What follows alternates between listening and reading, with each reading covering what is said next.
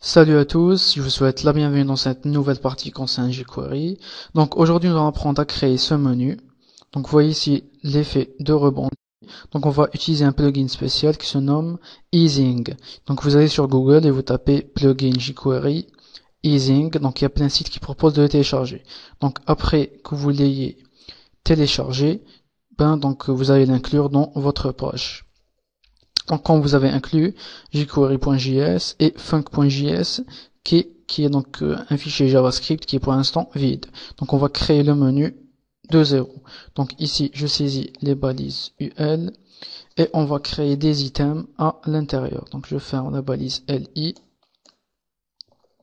et ici je vais créer le lien qui va apparaître à l'utilisateur. On va dire par exemple page d'accueil, donc accueil. Et ici, on va créer les sous-liens. On va les cacher par défaut. Donc, mes liens pointent vers nulle part. Donc, on rajoute un dièse. Donc, ici, je vais dire lien 1. Donc, lien 1. Et ici, le lien numéro 2. Donc, je fais la même chose pour mes autres items. Oh là là, j'ai supprimé. Ici, on va dire, je sais pas, me contacter par exemple, contacter. Et ici, on va dire à propos. Donc, je vous montre le résultat. J'actualise. Donc, j'ai mes items ici qui apparaissent. Donc, on va les styliser. Donc, je vais les styliser dans la même page. C'est déconseillé. Mais, donc, juste pour l'exemple, donc, pensez à créer un fichier .css et de l'inclure dans votre page. Donc, ici, style. Donc, je sélectionne le UL. Je vais dire un margin de 0 et un padding de 0. Donc ça va se décaler vers la gauche. Ici, donc margin 0, point virgule. J'actualise. Donc effectivement, ici LI, je vais dire un width de 100 pixels et un height de 50 pixels. Je vais dire une border de 1 px solide.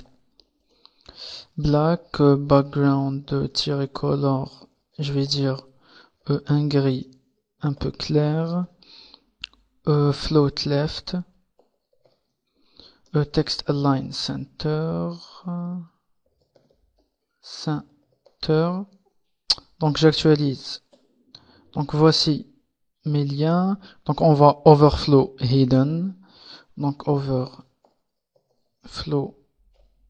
hidden, c'est-à-dire on n'affiche pas ce qui dépasse les 50 pixels de hauteur. Donc j'actualise, donc ça s'en va. Donc je vais styliser mes liens. Donc je vais dire ici color, color un noir. Et mon lien survolé, je vais dire color un gris. Donc je vous montre tout ça. Et je vais rajouter un texte décoration none pour virer le soulignement, le underlined. Donc j'actualise et ça s'en va. Donc ici func.js, on va document ready, document.ready function, j'ouvre et je ferme. Donc ici je précise le LI sur le mouse over. C'est-à-dire si l'utilisateur passe le curseur de la souris sur l'item. Ok. Ici on précise this point animate.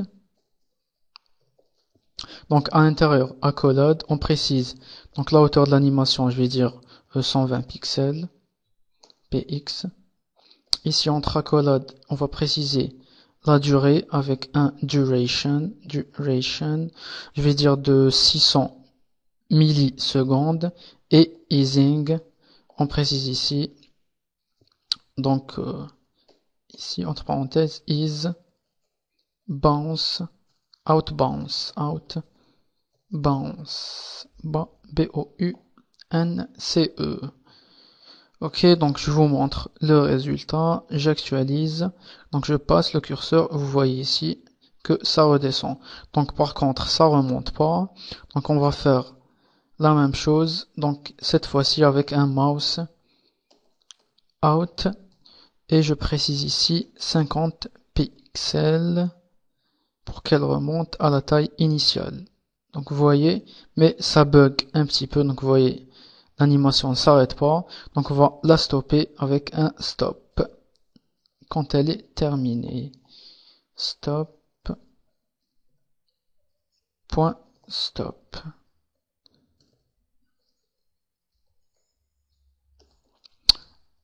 On actualise, et ici on n'a rien. Donc ici, stop, animate, ici j'ai fait 2 points, ici j'ai fait 2 points. On actualise et j'ai effectivement l'animation qui apparaît. Ok. On peut rajouter ici un que est égal à false si on veut que l'animation donc se déclenche instantanément, c'est-à-dire ça va être un peu fluide, que false. Ok, donc c'est un peu fluide. Donc on a terminé. Donc si vous avez des questions, n'hésitez pas. Donc je trouve que ça donne un superbe effet. Donc je vous remercie. On se voit dans la prochaine partie.